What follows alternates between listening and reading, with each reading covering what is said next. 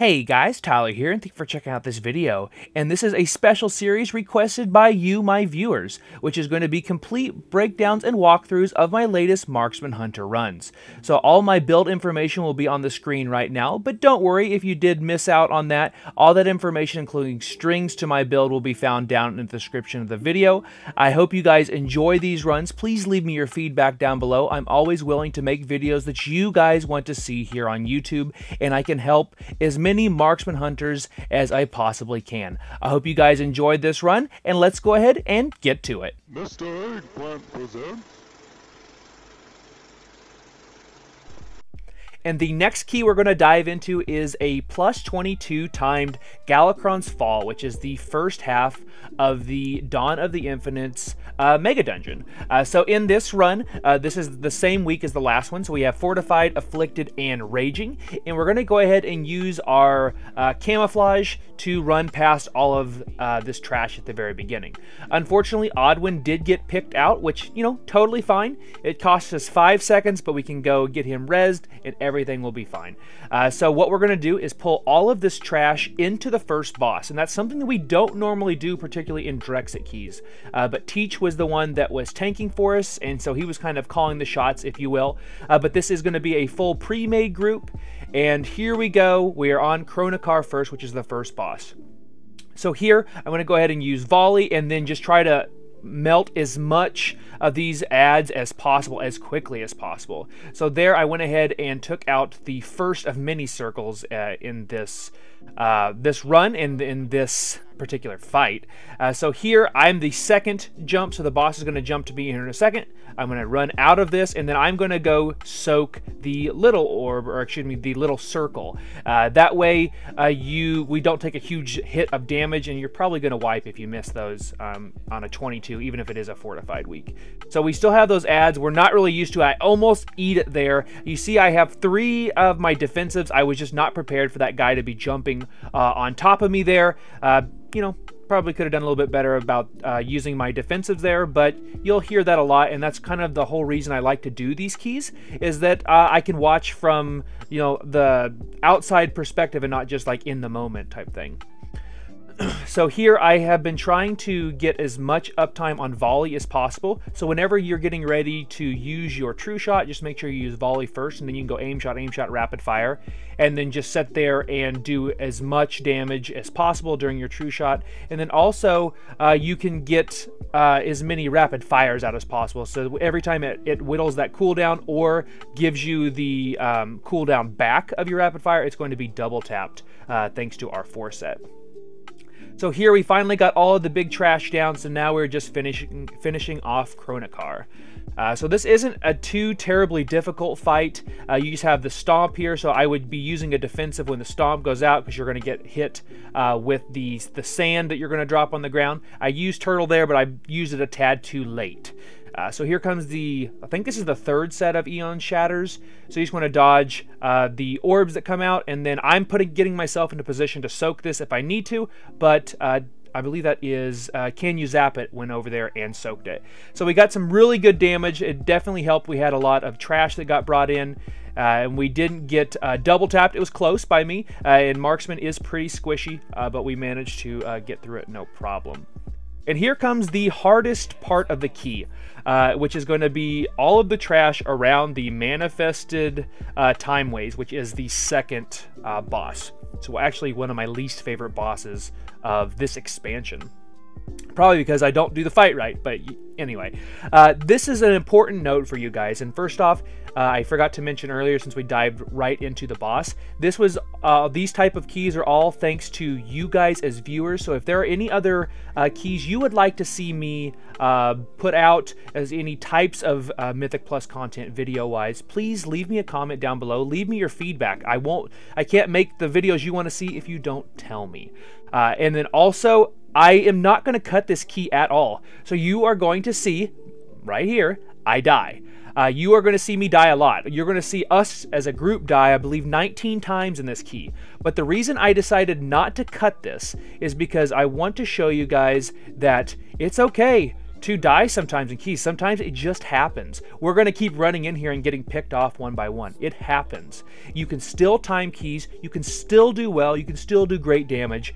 And it's easier for me to just post the runs that go really well and not the runs that we eke it out and have some rough patches but still manage to pull it out.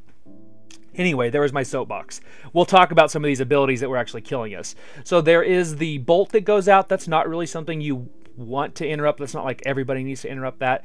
The thing that you want to interrupt, as I die again, is going to be the detonation if you're in melee. So unfortunately, Barry did get killed there. You know, it happens. There's a lot going on, and a lot of these dots that go out, there is one of the dots. I'll get the exact name here in just a second. Bloom, that is a frontal, I believe, that goes on the tank. And then these are also raging, so I need to do a better job of purging that raging off whenever possible. So unfortunately, we did get, I think Teach died, but survived thanks to one of his trinkets, most likely. Either that or is a really clutch Death Strike and or Lay on Hands. So we're going to finish off these anomalies here, and then in this section, all I'm trying to do is use my abilities on cooldown. Use all of my cooldowns and get them on CD. And then by doing that, I'm going to make sure I usually can get 3 true shots off on this platform. So we have the leeches that are going to be doing damage out here in a second. The innervate needs to be interrupted, and then there's going to be each of the leeches do that. And then there is going to be a dot that goes out. I forget the name of the dot. We're going to see it here in just a second.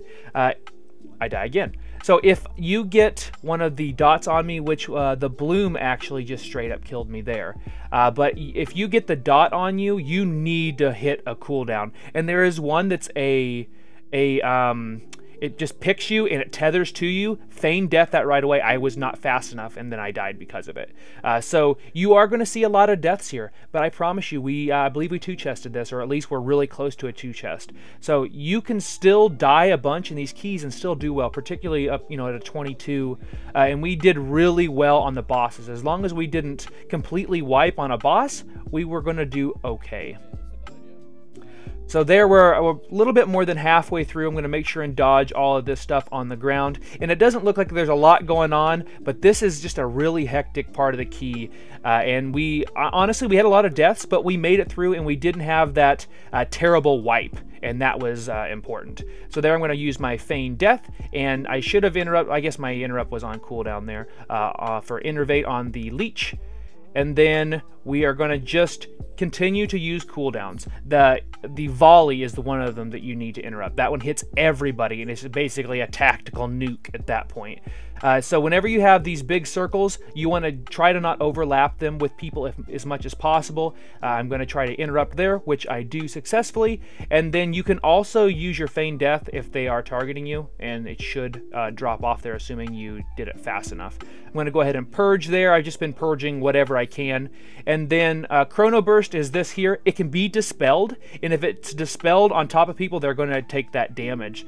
So I believe it does less damage if you get it purged off versus if you let it run out. I don't know that for sure. I'm not a healer. I'll have to ask Barry. All I know is it hurts a lot. We are up to 13 deaths now, but again, not a problem. We are not letting we're not letting the salt take over. We are in a key that I honestly didn't think I would do at higher than a 20, and we're here doing it at a 22. It's not a tyrannical week. This boss on tyrannical is something I'm going to see this week as I go into the totem there.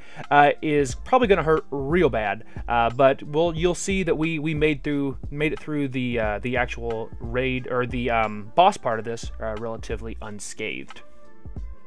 So here I have all my cooldowns, and that was kind of what I've been keeping an eye on, trying to interrupt as much as I can. I'll use every single cooldown, volley, explosive shot, death chakram, except for true shot.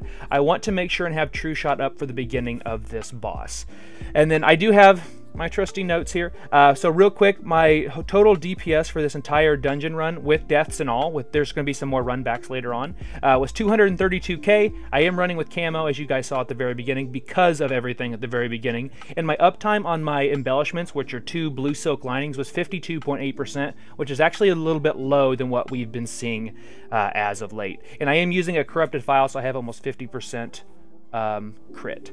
So all right, so we're on to the second boss, and this is the boss I am most scared of in this run. So in this fight, I'm going to do my normal opener rotation like normal. What my goal is to have all my cooldowns up for whenever we pull the boss, where I'm doing the most damage outside of my bullseye zone, and then I'm just going to stay in the dark as much as possible. This is something that I stay too far away. I completely know I do that, and I know there's probably much easier ways to do this fight, but I found that this works the best for me. And whenever you get that on you, which was the dispellable dot, you want to be in the light areas, otherwise you basically kill your group. So we're going to stay in the dark sections because you take less damage, and then you want to make sure and dodge the fragments of time. So what I used to do is I try to always go one way and try to outrun everything. I don't need to do that. So right there I got through the first set of orbs. I'm going to go around this set, and then I am good to just stand there for just a little bit. So I am going to go ahead and let Oddwin go over there. Kenya Zappa's going to be over there. I just used a cooldown because I know that that's going to get dispelled, and we're already at 38%, and then I'm going to go back to my right and go to the closer of the two of the dark spaces. So I'm going to let these orbs pass me. I have a second till I can just stand here. I'm going to put myself in a position to let these pass me, and then I'm just going to stand there again. So there's a little opening. I'm going to run through that, and then I have a couple of seconds of just standing here. And standing here usually means Marksman Hunter is going to do more damage. So I used my other defensive because I knew that those two dispels are going to go out. Unfortunately, Going did die there. You know, that happens, and not really much you can do. And we had one of the affixes go out. I forget what it's called. Shows you how much I was paying attention. Afflicted, because I can't do anything with Afflicted. It does feel bad, and my soapbox is I hope that they will change it so hunters can do something about it. So here, I'm going to go ahead and turtle, run in here, so I called for a dispel knowing that I can survive it because of that, and we kill the boss. So that fight, it's very basic. There's not much that's going on, but the fact that everything just hurts. And if you get hit by one of those orbs, not only do you get hit by the orb and take that damage, you get a dot put on you and you are taking ticking damage, as then the healer has to turn to you and, you know, do some big externals, some big spot healing, while your other DPS are taking damage, needing dispelled, that sort of thing. The Afflicted really stinks on that fight because our healer is trying to deal with the affix and also deal with just the boss mechanics. So here you saw the little timer. We went ahead and did like a 3, 2, 1. If everybody runs past, Barry did end up getting caught, but that's okay. So what we're all going to do is we're going to run through both of the portals. We get to the room where the Blight of Galakrond is, and then he'll just spawn over there. So it's not the end of the world that he died, and that's the reason that he is staying dead for now. But this was a really good run. At this point, I know that we are in a really good spot. I was afraid we were going to see a wipe on Manifested Timeways, and we didn't lust that boss either. So that means we still have a lust in our pocket on a fortified week, which is definitely a good thing. So here, we do the unsafe thing and pull them both together. So unfortunately, we are going to die here. It's just a lot of damage that's going to go out here very, very quickly.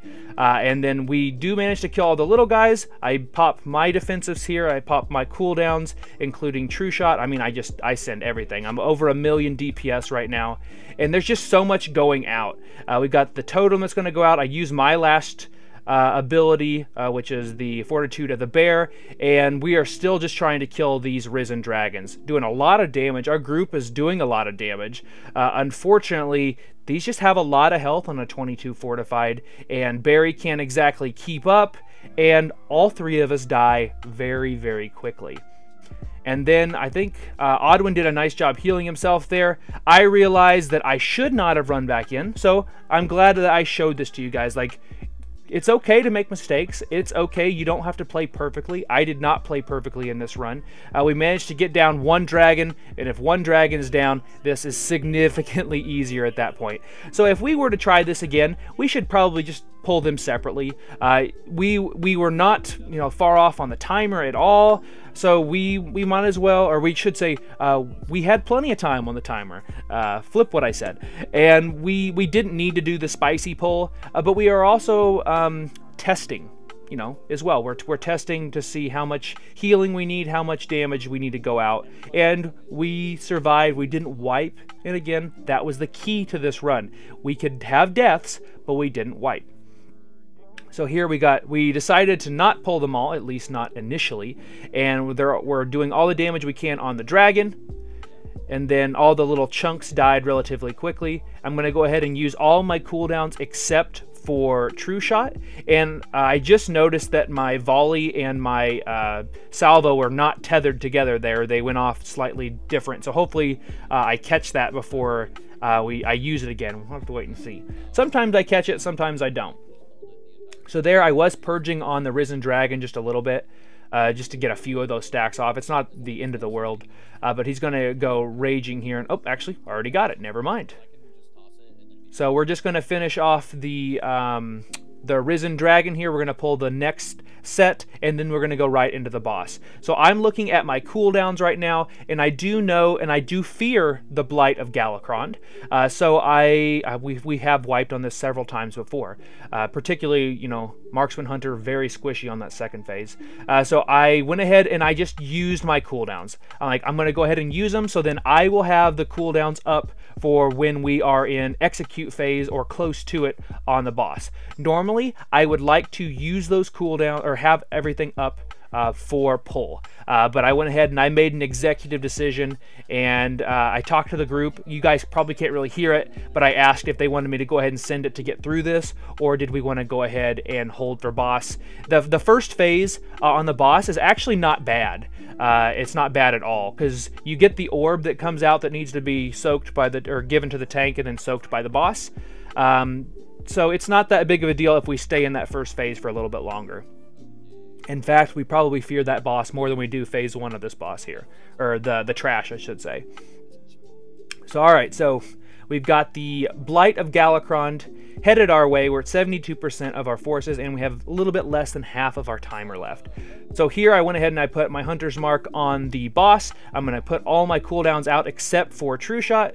I'm going to dodge that, and if you get corrosion, this first one, you can immediately take it to the tank, and you don't have to worry about it. This fight is weird because the delay on the corrosion gets longer and longer before the tank needs to have it, and if you have the item too long, for one, you're taking obscene amounts of damage, but also you get mind controlled if you have it for too long. So here comes the second reclamation. We dealt with that no problem, and the first switch, and now we're in phase 2. So on this one, there's going to be the Necrolord Wind, the tornadoes. So here, Oddwin gets the infusion, so I want to stay way the heck away from him, because if you walk into him, that's how you switch the orb around, and then they're just going to bounce it back and forth when they need to. So here comes the winds. I'm going to go ahead and use one big cooldown, because this really hurts, especially a Marksman Hunter, definitely hurts. So one of your big cooldowns can get through there, and then we are going to go ahead and fill up my focus bar, and then get ready to use True Shot here in just a second. So I'm looking at when this transition is going to happen on the boss. We're at 60% health right now. I got corrosion, and I immediately ran it over, and you saw I was bleeding out, almost dead. So I am holding my True Shot here. I want to go ahead and talk to Barry. I'm going to say, hey, I'm going to use my turtle, so you don't have to worry about healing me at all, and then he can just concentrate on healing other people, and then the reclamation goes out, and then the boss is getting ready to split. So it splits into two corners here. Teach and the tank will always go to the left side. I will say out loud, hey, I'm going to misdirect the right one to you. So that way it doesn't go to the healer. I'm going to go ahead and pop whatever I can over on the right ad, and then now we are in complete burn phase at this point. So I use my True Shot. I wish I had volley up for this. I wish I would have held it. I used it pretty late on that last pull, so that's kind of on me. But I'm just going to stick to one of these ads. I am using latent poison, so I should be switching back and forth. I don't believe I end up doing that though, so that's on me. But my volley is going to be coming up here in just a second. Necrofrost hits me, but I can get out of that with my disengage.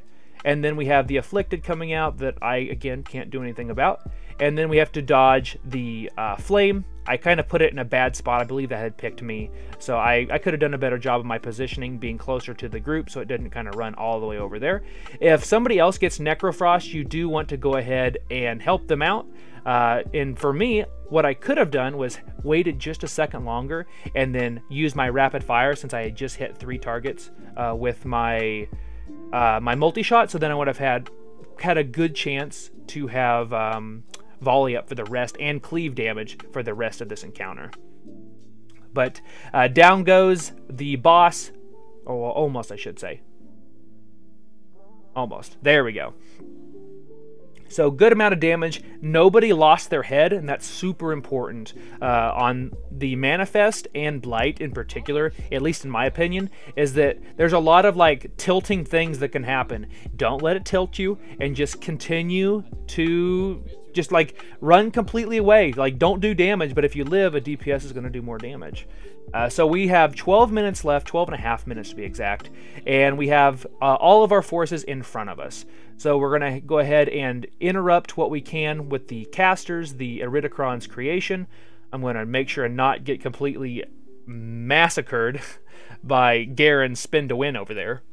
And then we are just continuing to do our rotation. So what I like to do is, you'll see me run up, I'll do multi-shot, and then I will do my my rapid fire, which gives me volley. Then I do aim shot, and then if I have volley at that point, I will put that on top. We just want to make sure, and we're purging most of these guys off. I think we did pretty well in this run. If I check my notes, I had 42 purges in the key, which is pretty good. I don't know how many went out. I'll have to maybe double check that. I figured out how to do that in recount, so that's always a good thing. I'm still learning new things here, and I knew we were going to have a big pull, so here I'm just going to let all the little orbs from my Witherbark's branch come to me. I'm going to interrupt the Iridikron's creation. I drop my volley, and then I'm just going to aim shot until I have rapid fire. When I have rapid fire up, I'll use it, and then I'll go back to aim shot. Assuming you use it your volley beforehand, or have volley up beforehand, you should have your volley up and trick shots the entire duration of a true shot, which makes it really strong. And that's one of the main reasons you can see me absolutely pop off on some of these big pulls, because like I believe it was season 4 of Shadowlands Mythic Plus, you don't have to be casting all of those multi-shots that eat up those global cooldowns. You can just sit there and just do the big damage with your 2 main abilities. So here we see Iridikron. We've got all of the RP going right now. I'm going to interrupt the stone bolt there. Try not to get myself killed. And then we're just going to finish off this trash. We got plenty of time, no reason to rush, no reason to go crazy. And this next boss is actually a really great marksman hunter boss, because he stays in our careful aim zone the entire time, and our entire group gets use of Hunter's Mark for the entire duration of the fight. Unfortunately, I was standing just a little bit in that too long, and I thought I was out of it, so big apologies to Barry there. I'm sure I said it in the actual key. I take enough damage the way it is. I don't need to help things along like that. I could have disengaged there, but hindsight's 20/20, you know. So, all right, so the last Ripper is down, and we are done with forces, and now we are on to Iridikron. So Iridikron's hitbox is huge. So if this was a different week with the Incorporeal, if an Incorporeal is in this circle, I can't do anything about it. It really, really sucks. But there, my cooldowns just came up. Perfect timing. So if you end up getting the big circle on you, here you go and stand in with Chromie. If not, then you stand outside of it and then you go in. And I'm going to go ahead and use one of my big defenses here. I unfortunately used it just a little bit early, so I do get hit pretty hard at the very end. But we get a bunch of haste from Chromie, and now we are just going to try to pump as much damage as possible. We have a significant amount of bonus haste, and then we have True Shot up right now, which means we are going to be doing a ton of damage, and we have like a 60% chance to crit with them at this point, and they do, all of my aim shots do 50% more damage. So here we're gonna dodge the Earth Surge and then I'm going to use volley, and then I'm going to follow it up with a rapid fire, and then try to get another volley. Unfortunately, I was just off, just about a GCD off for continuing my volley, and who knows how much more damage I could have done with it. But once you get Galakrond to 90%, then he goes into his phase 2, and then we have to get him down 5%. So I'm going to go ahead and run to the left side here. And then since his hitbox is so big, you can hit one of these with a multi-shot, and it now gives us trick shots, which means it gives us volley. So use that to your advantage. And I'll use my aim shot there. Unfortunately, I was trying to fish for reset on my my rapid fire, which did not happen, but you know, that's okay. So we have an afflicted that's going to be coming out here soon, so people are going to have heads on a swivel here, volley, and then we'll follow it up with our gotta make sure I'm the one that was in there. We weren't sure who had it, so I'm glad that Barry didn't end up dying because of it. But I'm taking a lot of damage right now, so I'm going to use my potion, and then I'm going to use my secondary, my Fortitude of the Bear, so that way I don't die. So Chromie lived, which means we live for a little bit longer at least, and we have that bonus amount of haste, 15 seconds left, and here comes the next Earth Surge. So basically, we are going to be just trying to get through this last 1% of the boss's health, and then after that, I guess it's a shield for that matter, but after that, then we are going to go into the middle phase and try to do 5% of his health before he cataclysmically kills us. So here I'm going to go ahead and do the last bit of damage as possible. I really should be using my true shot here. That way, once we get through the shield, then I will be able to already be stacking up the damage and doing more. So here we went a little bit longer than I thought we would, so I'm a little bit stuck to the wall here. But we're at 91%. We have 1 more percent left, and then I should be using my true shot here soon. We're at 90%. We went to the right, or we're 91%, I should say. We went to the right here, and then ads come out, and then now we have to get out of this, or we get obliterated, literally. So I'm going to go ahead and use my turtle just to kind of get ahead of things just a little bit, as we have some awakens that are, or excuse me, afflicted that are going to go off here, so we do get haste slow just a little bit there, but we just have to do 5%, so I'm popping off all of my damage. See, I still have like 12 seconds left of my true shot, so I should have used that, and I just didn't, so that's on me. But that's a completed key. It's a +22 timed Galakrond's Fall. Thank you guys for watching. I hope you guys enjoyed this. Consider subscribing if you haven't already. Be sure and follow me over at Twitch at twitch.tv/Mr. Eggplant, and I will see you guys in the next key. Thanks for watching.